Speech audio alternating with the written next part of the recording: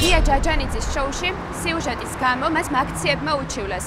Როგორ ფიქრობთ, რამდენად განიხილავს სასამართლო ამ საკითხს ობიექტურად?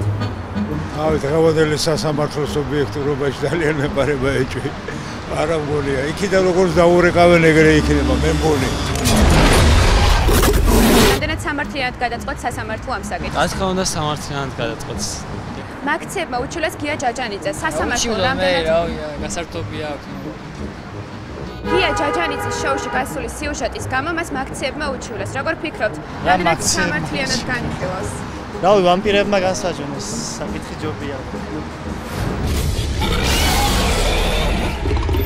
გია ჯაჯანიძის შოუში გასული სიუჟეტის გამო მას ელფებმა უჩივლეს. როგორ ფიქრობთ, რამდენად სამართლიანად გადაწყვიტავს სასამართლო ამ საკითხს?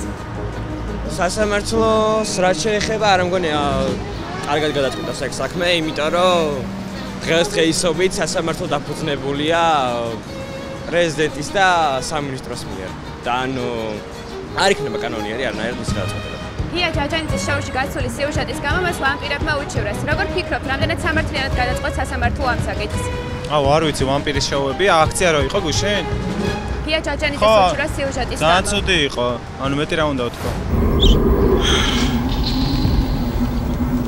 გია ჯაჯანიძის შოუში გასული სიუჟეტის გამო მას ვამპირებმა უჩივლეს. როგორ ფიქრობთ, რამდენად სამართლიანად გადაწყვეტავს სასამართლო ამ საკითხს?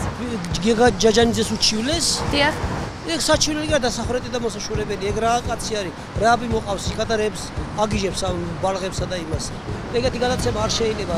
მაგას რაცებს ეგაკეთებს და რაებს ეგ.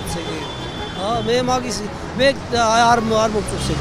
თქვენ როგორ ფიქრობთ, სასამართლო როგორ გადაწყვიტავს გია ჯაჯანიძისა და ვამპირების საკითხს? რის საკითხსა? ვამპირებსა და გია ჯაჯანიძის საკითხს, რომლებიც უჩივლეს. ხო და გია ჯაჯანიძე და ის ვამპირები ერთად უნდა შეყარო კამერაში. ეგ არის სასამართლო თუ სასამართლო თუ არსებობს, სასამართლო არ არსებობს, ქვეყანა არ არსებობს, არაფერი არ არსებობს და ვერ გავიგე, სად არის სასამართლო? ქვეყანა გვაქვს.